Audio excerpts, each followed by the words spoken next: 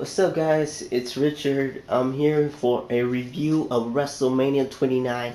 I know I made a video about WrestleMania 29 in the review, but it was not official. I just wanted to put it out there on YouTube to be the first to say there was a review.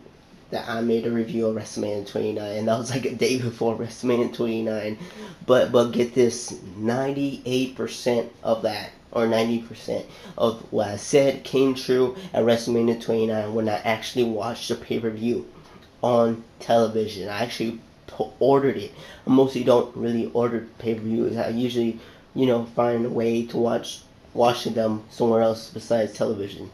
I'm not gonna say when. I'm not gonna say how, because I don't want to get in trouble, and I don't want anyone else to be in trouble and get any ideas to how you can watch pay-per-views. But you can find that out yourself if you're really interested. Anyway, WrestleMania 29. It was in New York, New Jersey, at the MetLife Stadium.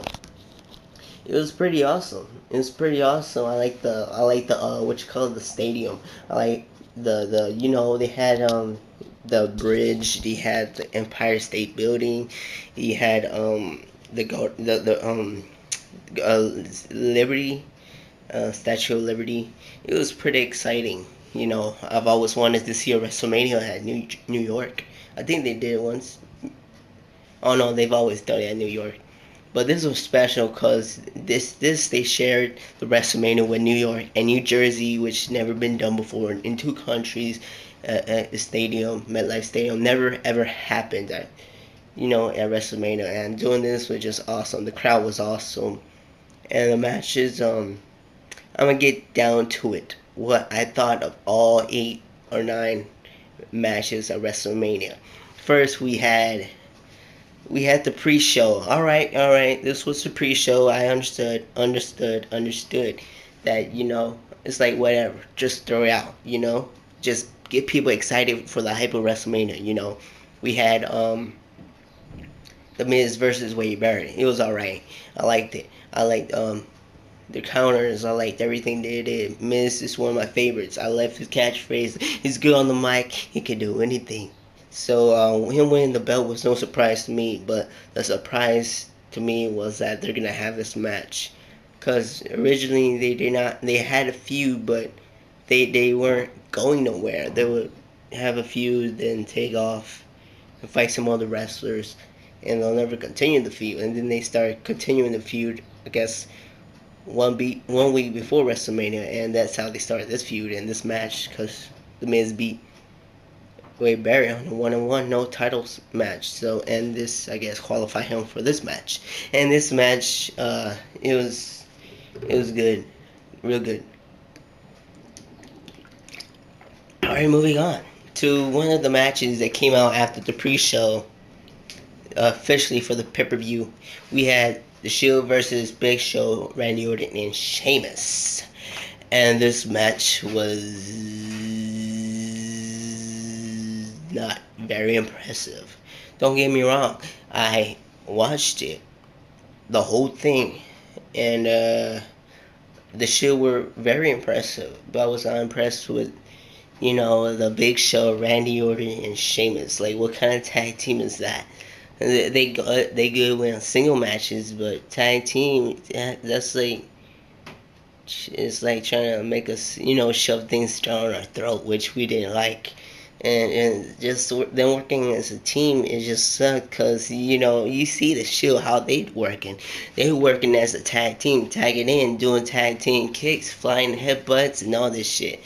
And they're just Big Show, spear, Randy Orton, just kick him in the head, and Sheamus broke kick. What kind of tag team is that? No tag team moves worked together. But anyway, I wasn't really excited for this match, but I was excited for the build. I kind of was excited for the match, but the match, when it started, I was not excited. And like, I already knew it was gonna win, and I knew that she was gonna win, because they never lost. And Randy Orton, Sheamus, and Big Show is a lousy team. Anyway, this match, I give it a 3. I'm not gonna rate these matches. Sorry, I'm not gonna rate these matches. I'm gonna just say if I liked it or I didn't. And I didn't really enjoy this, so it's just in between. And then we have what match? We have Fandango versus Chris Jericho. I'm not going alphabetically or number order because I can't remember which one came first and stuff. So Fandango versus Chris Jericho. I like the entrance of Fandango. All those girls dancing around. It was pretty cool. It got me excited a little bit. Not horny, just excited. Difference. And Fandango came out, did his little move, dance. Or Chris Jericho came out with special lights, with blue, red. And the match was alright. I was really going for Chris Jericho, and it just sucked that Fandango won because I don't know. I just feel like Chris Jericho should have won this WrestleMania. I mean, like, WWE has been cutting back his performance and making him look like he's the easy turnover weak guy, when in reality he is a 5-time Intercontinental Champion. The most held the title more times than anyone in the history of WWE. And he meant to win a whole bunch of WrestleManias. And right here, he's down to the low card. At least put him in the mid card. That's where he belongs, at least. If you're not gonna put him in the high card with John Cena and The Rock, but at least put him in the mid card. He doesn't even belong in the low card. He just looks weird in the low card, thinking that that he's gonna win something by defeating Fandango, and he didn't. And this was a wasted match. But I enjoyed the match, and Fandango did impress me a little bit, although he was kind of repetitive with his moves we've seen him do before. So nothing really new from Fandango, but I love the match. Anyway, next we got Mark Henry and Ryback. Mark Henry and Ryback. What the fuck? And then Ryback.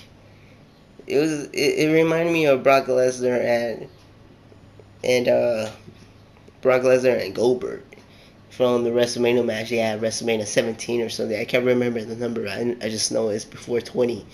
WrestleMania 20. It's somewhere before. And yeah, it reminded me of that match. But this was the worst, very worst version of that match. That match was awesome. This match sucked ass. It sucked so bad. I didn't want to even watch it. I wanted to go to sleep. I wanted to go take a nap. I want to go use the restroom. I wanted to, come back in 5 minutes and this match be done. I mean, no complaint intended. I know they're good wrestlers and all that stuff, but who made this match? I mean, who made this routine? WWE sucked. Doing this. Why they have to do this routine of WWE matches like this, like hate matches where they do stuff and they don't do the finishers and the win. And that's what happened in this match. Right back going for the shot, and Mark Henry got the ropes, fell on a pin 1, 2, 3. Then right back did his shot after the match, and it was a waste of segment. So I don't really like this match. And then we had Big E, Langston, Dolph Ziggler versus Team Hell No for the tag team titles, and this match was I liked it. It was decent. It has some high moments. It has some low moments, and I really enjoyed this match. And then we have that was our right match. And then we have what am I forgetting? Oh, we had Undertaker and CM Punk, and CM Punk smacking Undertaker around.